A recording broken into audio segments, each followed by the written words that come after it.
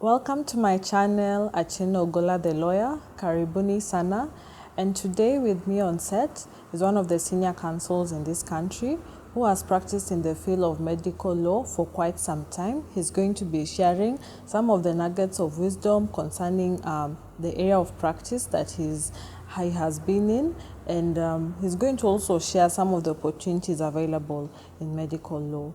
If you enjoy the video, like, share, and subscribe.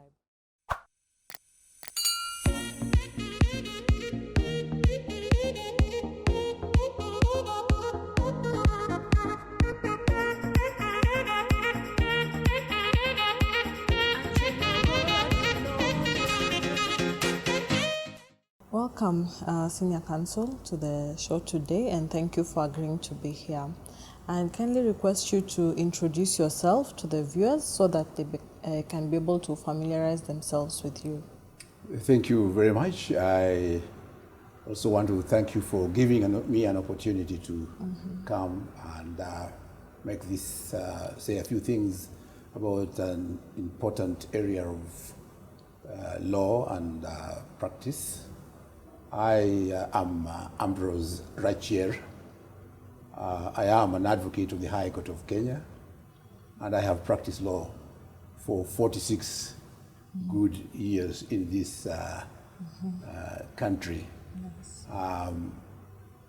I was born more than 72 years ago at night, so I'm also called Otieno. And I was born in a third-class train moving from Kisumu to Nairobi at a place called Molo. I went to school, did my primary school education in the Nyanza province and my secondary school education in the Central province, having done my A-levels at the Alliance High School in 1970. Thereafter, I got a lot of interest in the study of French, which I studied at the University of Madagascar, obtaining a diploma, and subsequently I have progressed the studies to do a master's in French English translation. I also hold a Bachelor of Laws Degree from the University of Dar-es-salaam, a Master of Laws Degree from the University of Nairobi, and also a Master of Bioethics degree from the Trinity International University in Illinois, the U.S.A. Okay, thank you so much for that elaborate introduction. And now we'll move directly into the topic for today, which is medical law and specifically the work that you have been engaged in HIV and AIDS. So you could explain to our viewers what sparked your interest as a young practitioner in the field of medical law and HIV and AIDS. Quite honestly, as I was contemplating going into A-level studies, I had quite a big conflict as to whether to do medicine or to do law. But eventually I was prevailed upon to do law by a cousin of mine, the late Mr. Justice Masime, who was then teaching law at the University of Nairobi. So I opted to do law, but my interest in studies relating to medicine were not extinguished. So as I went on, I made sure that I kept my hopes alive, even of becoming a medical practitioner. And it is in this regard that in 1984, when I saw a very interesting development, when on 1st of August 1984, the first HIV case was identified at Kenyatta National Hospital, and I immediately reacted, particularly when people were getting buried within a day and being kind of packaged in a black polythene bag. I got shocked and I said, the law must come in to do something about the treatment of people who have died of AIDS. There was a lot of panic, and that's when I wrote to the nation.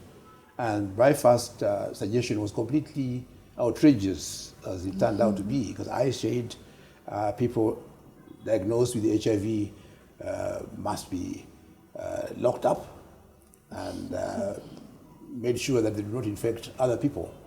And so as a result of that, I earned a cartoon that was cartooned in The Nation that a prominent lawyer calls for the jailing of people with HIV and AIDS. And there on started my study of the subject that I subsequently progressed in quite a bit. That was 1984. Okay. In 1987, I was then, because of my contributions that I was making frequently, changing the goalposts also to say, look, I think these people have human rights that need to be taken care of. I was then engaged by the government in the development of the first response by the government called the medium-term plan. That was a 5-year plan that was giving directions on what is to be done. What is to be done for people who are working? What is to be done to prevent the spread of the virus? So this came out the term ended sometime in 1992 with the establishment of a task force to look at HIV and AIDS policy in the country. Before I go there, I might just amuse you that the stigma attached to HIV at that time was such that when the first WHO conference was held in Brazzaville in 1988, and the Kenyan government was invited to send a lawyer, there was none. Nobody agreed to go and talk about this. So I actually traveled under the guise of a state counsel. I was appointed by the government to go to the WHO conference in 1988 to begin to develop ethical codes and how to react to HIV. There was just a similar kind of panic like the one that you witnessed recently about COVID. So I represented the government of Kenya at the first WHO conference. In 1992, I proceeded to act as the chief legal mind in the task force, because the task force was multi-sectoral, and they were looking at law, particularly what role the law can play in the dealing as a response to HIV and AIDS. This task force filed its report in 1997. It was then debated in Parliament and became Sessional Paper Number 4 of 1997. That is the current HIV and AIDS policy. Okay. With the magnitude of the spread of HIV, in 1999, President Moi declared HIV and AIDS a national disaster. That was precisely, I remember, in Mombasa in 25th November 1999. With that, I was appointed the chairman of the HIV and AIDS Law Task Force. Okay. This task force had very prominent people. Had Mr. Justice Ojwang, had the late Mr. Justice Kamau, PJ Kamau. I think I had Professor Jenda with me, Catherine Muma, Rachier Amollo, and all those others. So we did a task force looking into the law. And we then filed our report again in 2002 with the Attorney General Amos Wako, following which we were again tasked now to draw the law.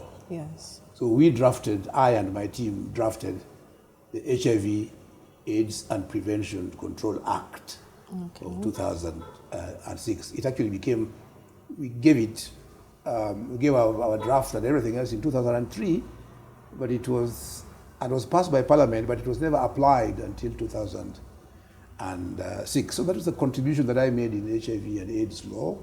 And finally, the law provided for a tribunal to look into disputes that arise in the field of AIDS. And I became the first chairman of HIV and AIDS Tribunal for this country. I think that is the history that I can give of HIV from the point of getting interested and having served also 2 terms of 6 years as the first chairman of HIV and AIDS Tribunal. Thank you, sir. That's quite a rich history. And maybe now, as you've talked about even the achievements that you've been able to make in that area, you could also talk about how you see HIV and AIDS at this moment, considering now that you're not the current chair. What are the certain progressive mechanisms that have been made, even as you still practice in the same area? Yes. Let me first of all start with the fact that I think the pandemic has gone down, but it is still with us. I recently read that there are quite a number of cases on the rise, particularly in Homa Bay district and in certain areas, particularly the fishing areas. That means that despite the gains that we have made, we still need to be vigilant and to pay attention to make sure that we sustain the campaigns. Maybe COVID has overtaken HIV and AIDS in terms of being an emergency or being a pandemic, but still we need to pay attention to it. The issues, the ethical issues that arise in HIV and AIDS are still with us because we have still a significant number of people living with HIV and AIDS. And this comes mainly in the workplace, particularly rights of employees. There are always issues of denial of employment. There are issues of confidentiality, in particular, issues of stigmatization, issues of discrimination, which are still with us that we need to address. We have very, very, very serious cases that have actually come not only to the courts, but also to the tribunal, dealing mainly with unauthorized disclosure of results. We have the case of John Midwa versus Olivia Midwa, where the issue of how the results, HIV results of the wife were released to the husband, leading him to begin to go and file a case. She was working in a bank, where the employer is responsible for the release because there was a routine test being done. And it escalated almost, into a matrimonial case, but arose from the background of unauthorized disclosure of HIV and AIDS. We also have cases of people who have been terminated, whose employment has been terminated as a result of being found with HIV, and they did not even know that that was the ground for termination. So these are issues that are with us, that still detain the tribunal, and which concern still our population. Okay, thank you so much for highlighting that. You could also talk about your work in KELIN, the NGO in which you chair, and also what it does, and also its contribution to the society. Oh, thank you very much. It's an organization that people don't hear much about, but I'll give you the brief history of the organization and what it does today. Now, during the 90s, I would say sometime in 1993, the UN, United Nations organization, in particular the UNDP arm of it, decided to look at HIV and AIDS as a development issue, and contacted all the countries in Africa to come up with developmental issues, and in particular with ethical codes that would help in the management of HIV.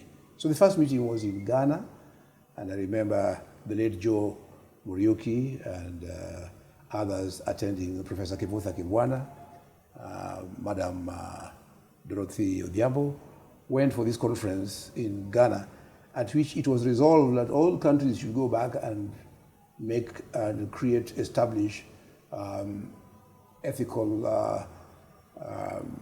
entities that would address ethical issues. So they kind of ran the same thing. There was, when you go to Zambia, Uganda, and all that thing, you'll find that identical organizations were made. So we came here and started what was called KELIN, which is short for Kenya Ethical and Legal Issues Network in the area of AIDS. So that was the origin of KELIN. And I wasn't exactly the first chairperson. I think the first chairperson was Professor Kivotha Kibwana. I believe so. Maybe I may not be right. But so we were funded by UNDP between that time and 1996, when they gave up, and then the organization was dying. At that stage, I came in and took it up as its chairman, and I have remained chairman until today of the organization. We suffered a big setback because we lost funding after UNDP left, and I think most of other organizations died. I don't think there is a similar organization still surviving in Africa. The aid support organization in Uganda, the TASO, was kind of a local initiative. It had nothing to do with the UNDP, but it survives today, performing almost similar functions that we do today. Courtesy, my young man, Alan Maleche, and Catherine Muma, they have enabled undertaken a campaign that has eventually led to funding, very, very substantial funding from various donor funds, and the organization is very, very active. We address issues of all issues, ethical issues that concern AIDS. We are very strong on women's rights, particularly widows, and we have been even able to undertake building for those who are widowed. We are strong in the field of handling of orphans, not only by just addressing their rights, but also being able to support them. In a way, like, for example, you put up a house. Yes. You put up a house. You've kind of saved a widow who was completely homeless. We also do campaigns that concern human rights in particular. You might find that people with HIV and TB have been detained somewhere because of their health status. We've been able to file cases in court. In Nairobi, I think the very famous case that we had was that the county government actually, through the president, through the county government, ordered that every child in school with HIV must be enumerated and reported. The intention was to support them, to give them support, maybe give them financial support. But they ignored the issue of their confidentiality and stigmatization and discrimination in schools. So we filed a case in the High Court as KELIN and stopped that intended exercise of remuneration and told them you could still do the same thing in a completely different way. So you could see that our advocacy for rights has been very strong. Okay. And we thank the donors, and I thank my fellow directors in helping me to continue to sustain the organization. Yeah, that is really lovely. Right.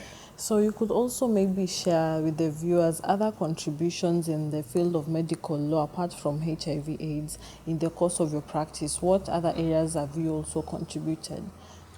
Well, for almost 42 years, I have served in the Kenya Medical Research Institute, first as a member, what we call a lay person, in an ethics committee. I'll soon be explaining what this is. And subsequently rising to the position of chairman of the organization. I also serve as a member of the Kenyan University Ethics Review Committee, and also as the vice-chairperson of the Strathmore University Ethics Review Committee. People may be wondering what is all this about ethics, ethics. Yes. Now, as a result of scandals that have happened in the areas of research involving human participants, the scandals have been, for example, people being tried or tests being carried on people when they don't know what is being investigated. They don't even know that they are being investigated. People have died and in the course of research. So as a result of that, and I think the most famous one for those who may have read about it are the Nazi physicians scandals, where the Nazis were using prisoners to carry very, very illegal research on human beings, particularly very vulnerable populations. This led to the very first important code, which we know as the Nuremberg Code in 1947, trying to lay down the rules that should be used in handling any human participant in research. This is an important area in the sense that you need to know if you are being used, for research, because something is being done to your body. Is it harmful or is it harmless? Will you die or not? And then how do you treat humane treatment of the participant? I'll give you a case that we dealt with some time. This that came from Homa Bay. They were studying tsetse flies and how tsetse flies infect people with diseases. So imagine the participant was put in a cage, glass cage, and he was put there naked, and then tsetse flies were released on him. Would you approve anything like that to go on, that is being beaten, and it's a very inhuman treatment? So that is what calls for ethics, that anything you want to do with a human being in research, you need to get approval clearance from an ethics review committee. It has a chairperson and it has got members. The first one in KEMRI, Kenyan Medical Research Institute, was just 7 members. But they always want a lay person, a layman, somebody who is just a member of the public, who sits in there to be asked, what do you think about it? Just from your common sense, from what you see, what do you think about it? So there's a lay person. That's how I started. But then after studying the subject, I rose to become the chairperson. So what happens in an ethics committee is that a proposal is brought. Somebody, a scientist, brings a proposal and says, what is it that I want to do? And then on whom do I want to do it? Is it on children? Is it on prisoners? Is it on mentally retarded people? And it is, you have to show us the worth of the study, the kind of people you want to use, show us how you will make them understand what you're going to do, show us the methodology of what you are going to do. And then at the end of it, we look at it and say, okay, change this, change that, then we grant you approval. We follow up with what is called monitoring and evaluation to see how you are doing it on the ground. And as you can see, the whole purpose is to protect that human subject or human participant. So that is what I have been involved in for all those number of years. An enjoyable yet challenging area of medical or ethical practice. Wow, thank you so much for explaining that. I've actually learned a few things as you've been explaining. And maybe now, as we want to wind up our discussion, you could talk about some of the challenges you have encountered in the course of practice in medical law.